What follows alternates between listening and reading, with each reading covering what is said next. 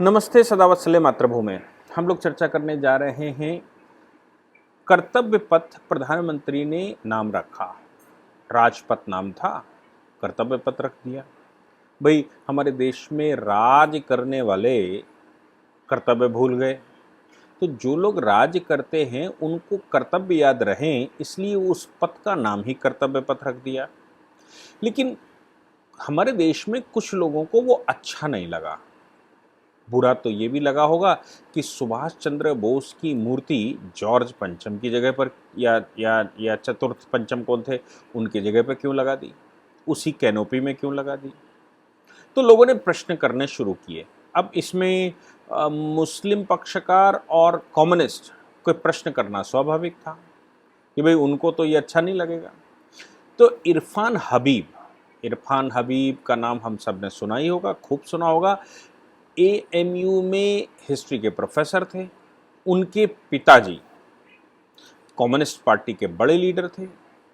उनकी माता के साइड से कांग्रेस के बड़े लीडर थे और वो खुद भी एएमयू ज्वाइन कर लिए। उनकी पत्नी भी एएमयू में प्रोफेसर थी। तो अब एएमयू का प्रोडक्ट होगा, जैसे मैं बताता हूँ, एएमयू का प्रोडक्ट हो, जामिया मिलिया का प्रोडक्ट हो, जादवपुर यूनिवर्सिटी का प्रोडक्ट हो, या आजकल जेएनयू का प्रोडक्ट हो, और ये भारत में राष्ट्रवाद का विरोध न करे, ये संभव नहीं।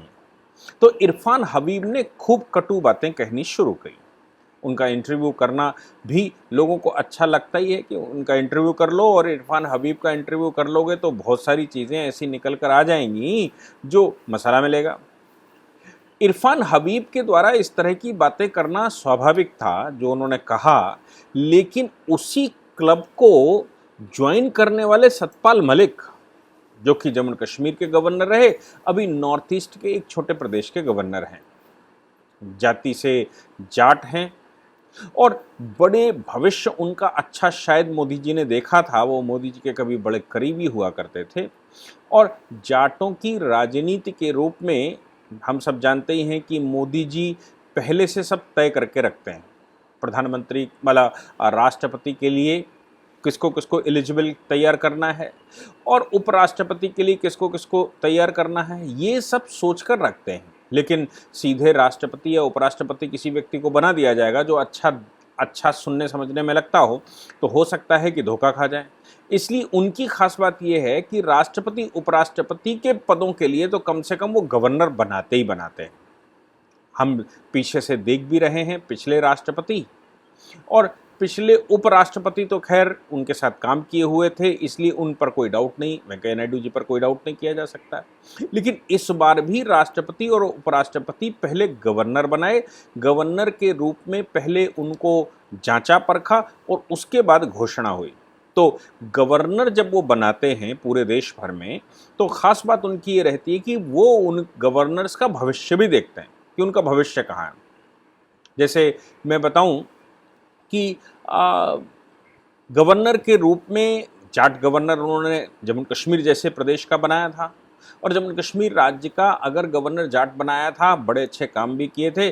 तो ये समझ में लोगों को आने लगा था कि अगर जाट की राजनीति बढ़ानी है तो फिर सतपाल मलिक एक अच्छे जाट नेता हो सकते हैं। लेकिन सतपाल मलिक अच्छे जाट नेता साबित नहीं हुए।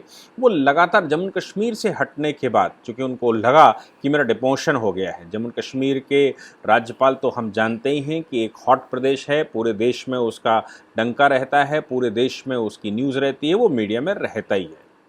अब वो वहाँ बैठकर कुछ काम उन्होंने अच्छे किए, नो डाउट उन्होंने अच्छे काम किए, वो बहुत सारी चर्चाओं में भी रहे। लेकिन जम्मू कश्मीर में जब आर्टिकल 370 का डाइल्यूशन हुआ और 35 कैपिटल ए खत्म हुआ और कॉन्स्टिट्यूशन जम्मू कश्मीर का खत्म, तो 5 अगस्त 2019 तक सतपाल मलिक सब ठीक ठाक चलते रहे।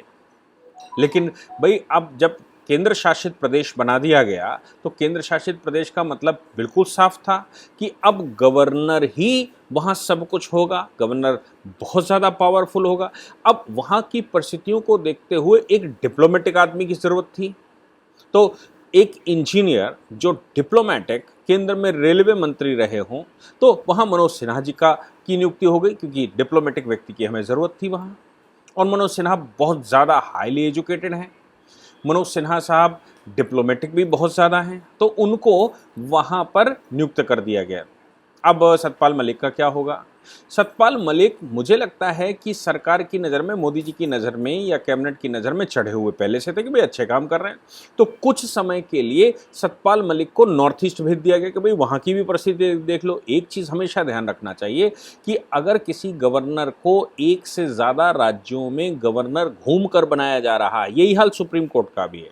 जब हम सुप्रीम कोर्ट में किसी को जज बनाना चाहते हैं तो एक राज्य के चीफ जस्टिस से दूसरे राज्य के चीफ जस्टिस बनाते हैं, हो सकता है तीसरे राज्य का चीफ जस्टिस बनाएं और फिर सुप्रीम कोर्ट में एलिवेशन करें। ये बात पार्टियों में भी लागू होती है कि वो जब किसी को राष्ट्रीय दायित्व देना चाहते हैं तो फिर एक राज्य में दूसरे राज्य का प्रभारी, तीसरे राज्य में कुछ और, ऐसे 3-4 राज्यों में कुछ न कुछ काम देकर देते हैं ताकि देश की परिस्थितियों के मामले में आप सुदृढ़ हो जाएं। अब सतपाल मलिक, जहां तक मैं सोच पाता हूं, ये मेरी व्यक्तिगत सोच है, इस विषय पर प्रश्न करने का आपको अधिकार नहीं है, ये मेरी व्यक्तिगत सोच है।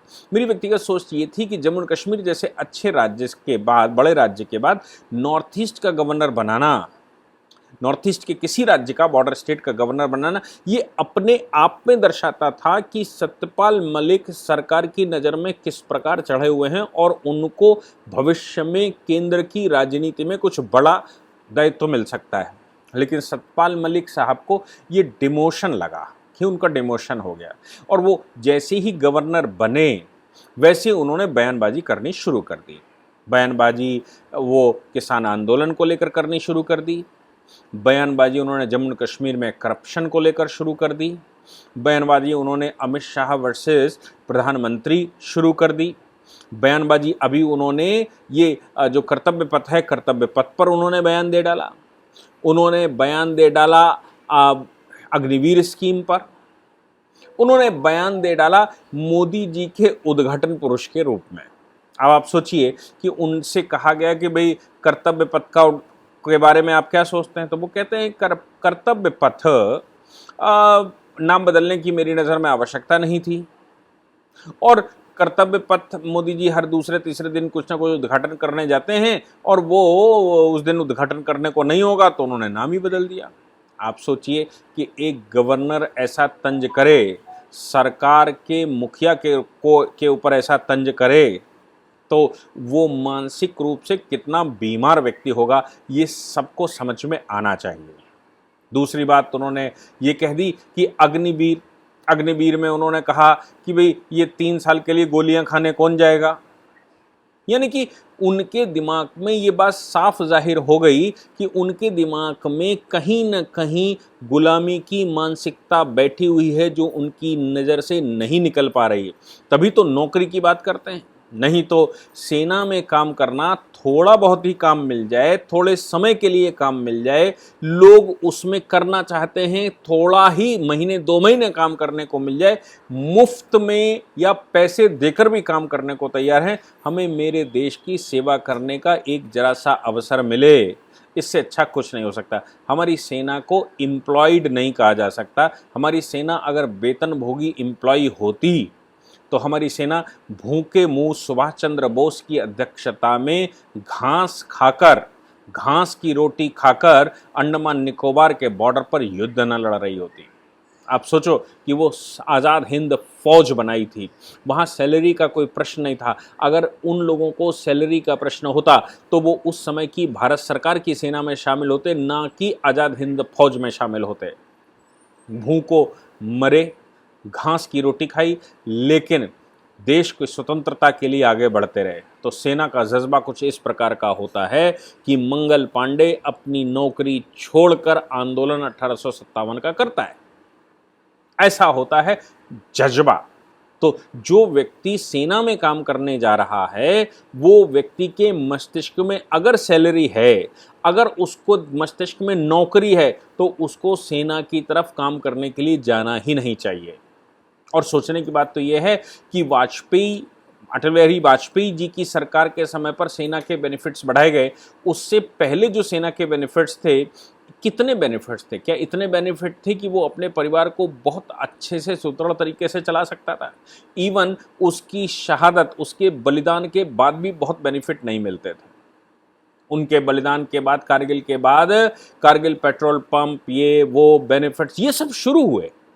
तब से सेना को कुछ लाभ मिलना शुरू हुआ। नहीं तो उससे पहले सेना में जो लोग काम करते थे उनके लिए लाभ हानि प्रश्न नहीं था, उनके लिए तो देश प्रश्न था। इसीलिए सेना का रिटायर्ड अफसर आज भी बिना किसी तनख्वाह के, बिना किसी सैलरी के काम करता है। मैं एक दलवीर सिंह जी को जानता हूँ, सेना से रिटायर्ड हैं, लेकिन वो अपने देश के लिए इंटरनल सिक्योरिटी पर कितना काम कर रहे हैं। और मजे की बात है, वो जेब से पैसा भी खर्च करते हैं, अपना समय भी देते हैं। क्यों? क्योंकि वो सेना से रिटायर्ड हैं, देश की उनको चिंता है, बॉर्डर के अलावा भी देश के अंदर उनको चिंता है। ऐसे में बहुत लोगों को जानता हूं जो अपना धन, बल, समय खर्च करके देश के लिए आज भी काम कर रहे हैं, अपनी पेंशन के पैसे से काम करते हैं। तो आप सोच लीजिए कि नौकरी करने वाले नहीं होते हैं, जबकि वो ये कह रहे हैं सतपाल मलिक कि कौन लोग हैं? अरे भाई, 3 महीने के लिए काम करने जाना, 3 साल के लिए काम करने जाना, कौन मरने जाएगा, कौन गोलियां खाने जाएगा 3 साल के लिए, 4 साल के लिए?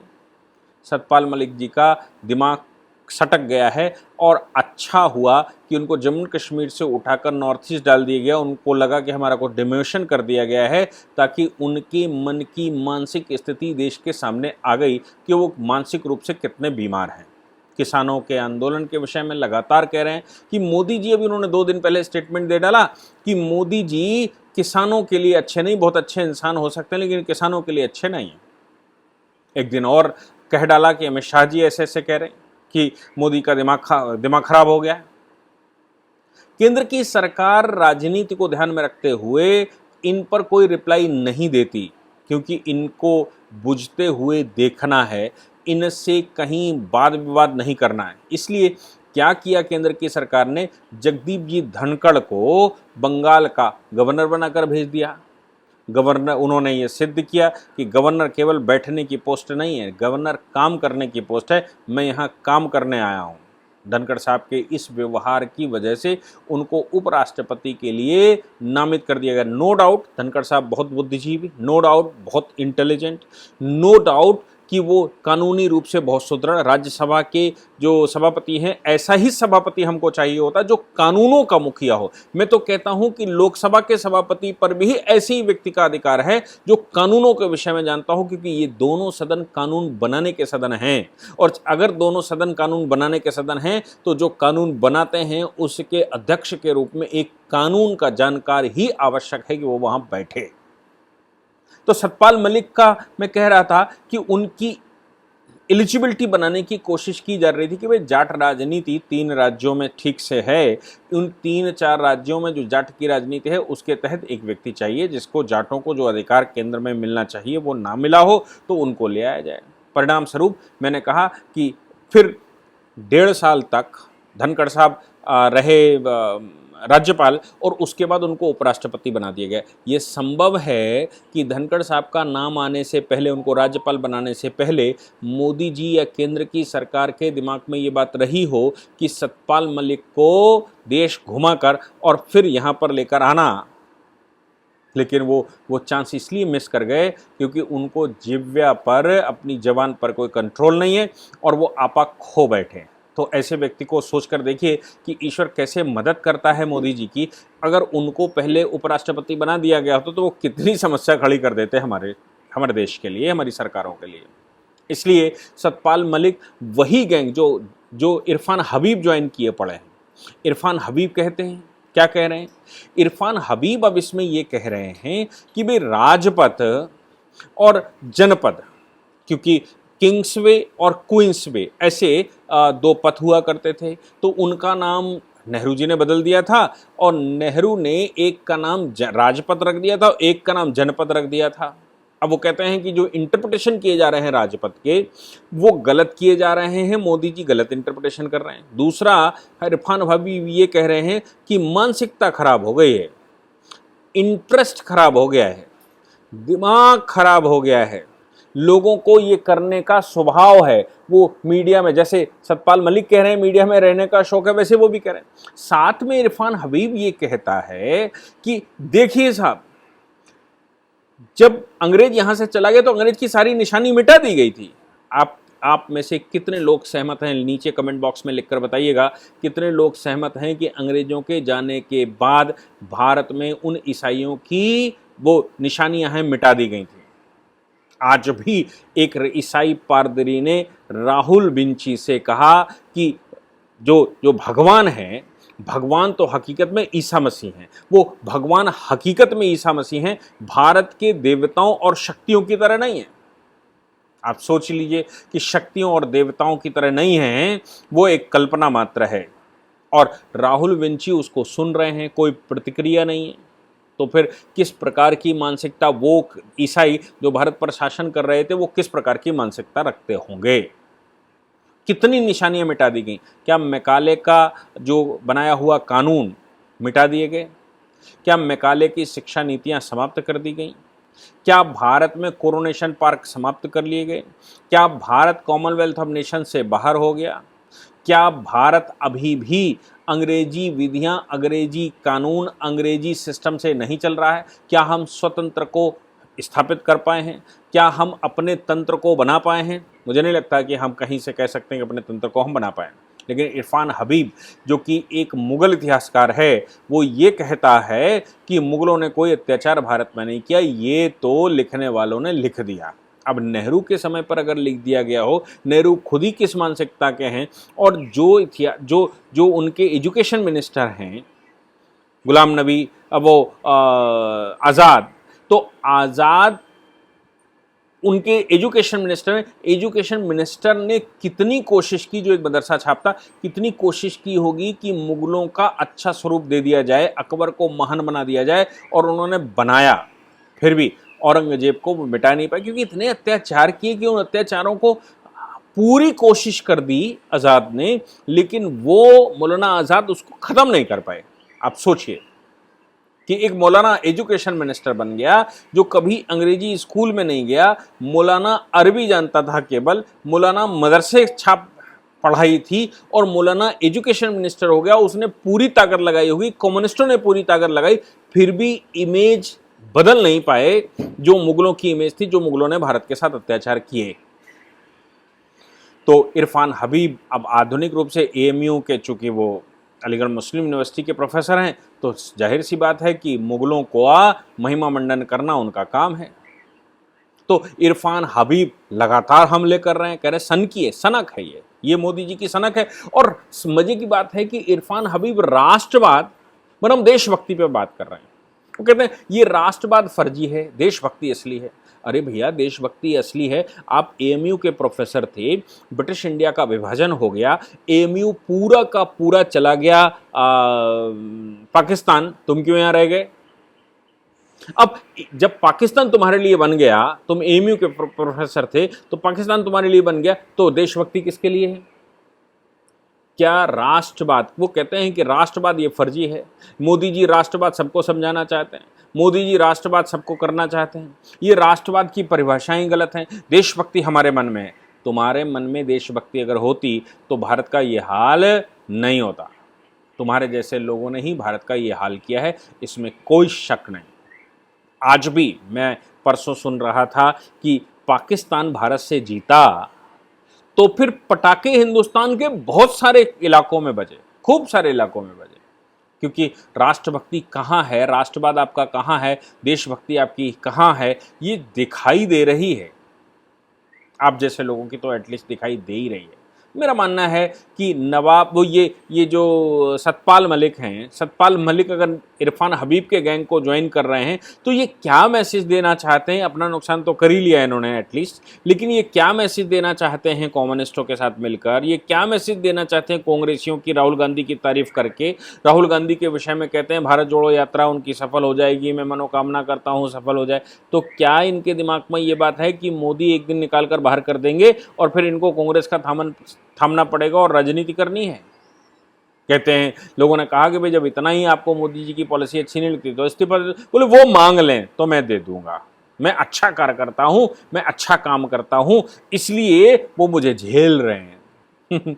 आप सोचिए कि राजनीति में कितना झेलना पड़ता है, किस किस प्रकार के लोगों को झेलना पड़ता है, जिनके कॉन्सेप्शन क्लियर नहीं है, जिनका विचार क्लियर नहीं है, जिनको राष्ट्र क्लियर नहीं है, जिनको राष्ट्रवाद क्लियर नहीं है।